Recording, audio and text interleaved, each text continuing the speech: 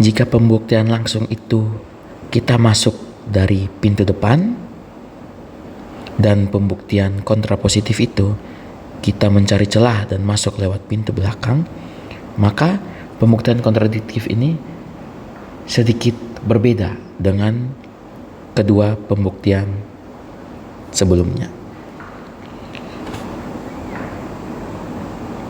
Pembuktian secara kontradiksi ini sedikit unik karena kita nggak membuktikan kebenaran P maka Q,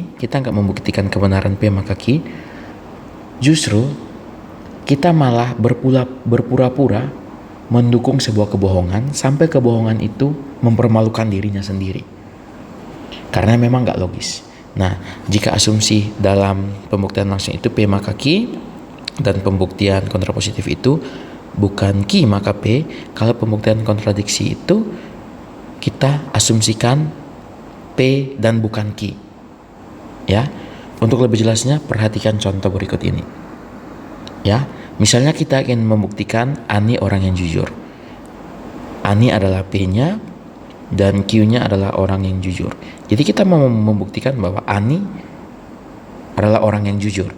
Nah, kita untuk membuktikan pernyataan ini, kita bisa saja melakukan pengandaian. Jadi pengandaiannya adalah P tetap sama Ani, tapi kita ambil negasi dari Q, yaitu bukan jujur, berarti penipu. Jadi Ani seorang penipu.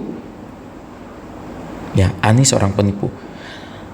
Kalau dalam pengandaian ini justru kita menemukan bukti-bukti yang mustahil, maka kesimpulannya adalah Ani orang yang jujur. Nah, kurang lebih ini adalah alur pembuktian menggunakan kontradiksi.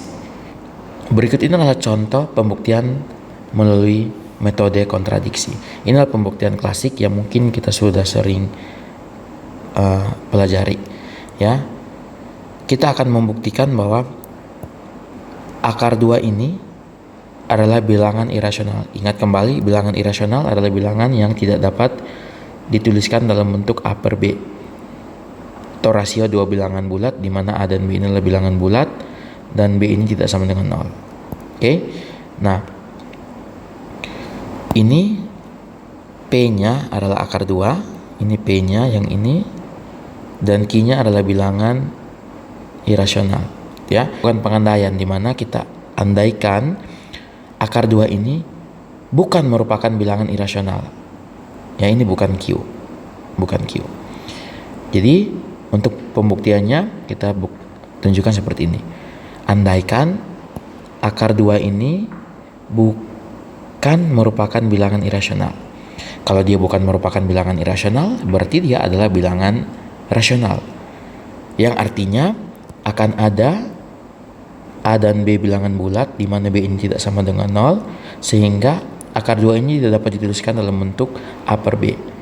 Nah, ini ada FPB. Apa maksudnya di sini?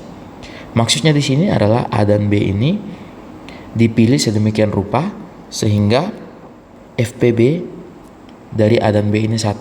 Jadi bisa dikatakan bahwa pecahan ini adalah pecahan yang paling sederhana. Jadi ya bukan berbentuk seperti 4/8.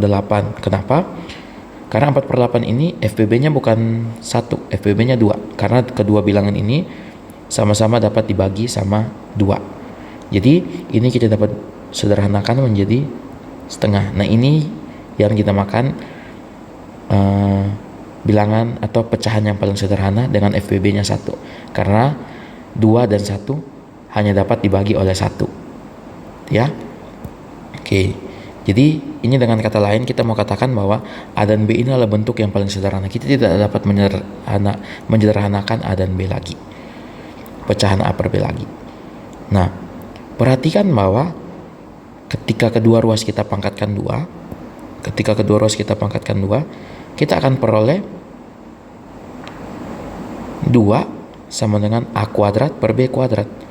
Nah, ini kita bisa kalikan kedua ruas dengan B, kita kalikan kedua ruas dengan B kuadrat, kita akan peroleh A kuadrat sama dengan 2B kuadrat. Nah, perhatikan bahwa A kuadrat ini adalah 2 dikali sesuatu. Dikali sesuatu bilangan. Nah berarti A ini adalah bilangan genap. A kuadrat ini adalah bilangan genap. Ini adalah teorema lain yang akan dijadikan latihan, bisa dicoba sendiri, bahwa jika A kuadrat genap, maka A juga genap. Ini bisa ditunjukkan menggunakan bukti kontrapositif. Silakan dicoba sendiri. Karena A kuadrat adalah bilangan genap, maka A juga adalah bilangan genap berdasarkan proposisi ini. Ya. Kemudian ya, karena A ini genap, kita dapat menuliskan A ini sebagai 2 dikali sesuatu, di mana sesuatu ini adalah bilangan bulat. Setelah itu, perhatikan bahwa kita masukin lagi ke rumus yang sebelumnya. 2 itu sama dengan A kuadrat per B kuadrat, tapi A kuadrat ini kan sama dengan 2K. Kita ganti ke sini 2K. Sing ruas kita kalikan dengan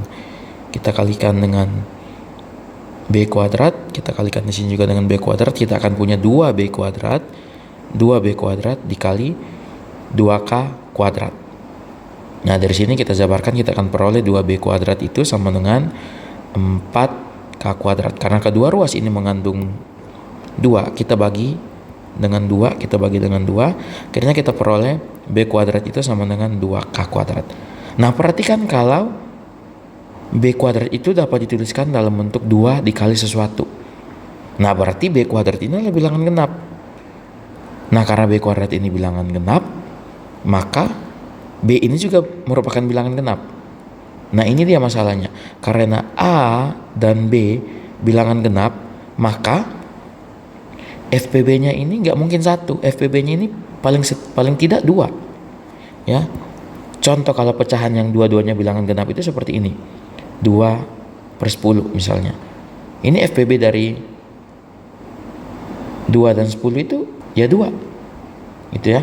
Atau misalnya 6 dan 12. Ini dua-duanya bilangan genap, FPB-nya adalah ya 6. Karena bilangan terbesar yang dapat membagi 6 dan 12 adalah 6. Ya. Jadi tentu saja kontradiksi karena pengendaian kita mengasumsikan atau mengandaikan bahwa FPB dari A dan B itu 1. Karena terdapat kontradiksi, di situ dikatakan FPB-nya lebih besar dari 2, tapi di sini FPB-nya ini sama dengan 1. Lagi mana dong? Yang betul mana? Sama dengan 1 atau lebih besar dari 2? Atau sama dengan 2? Jadinya kita simpulkan bahwa akar 2 ini merupakan bilangan irasional sehingga terbukti. Jadi ini adalah pembuktian menggunakan kontradiksi. Jadi ketika kita kebingungan menggunakan pembuktian langsung, kita bisa coba pembuktian kontrapositif. Tapi misalnya pembuktian kontrapositif juga kita mengalami kesulitan, kita bisa coba pembuktian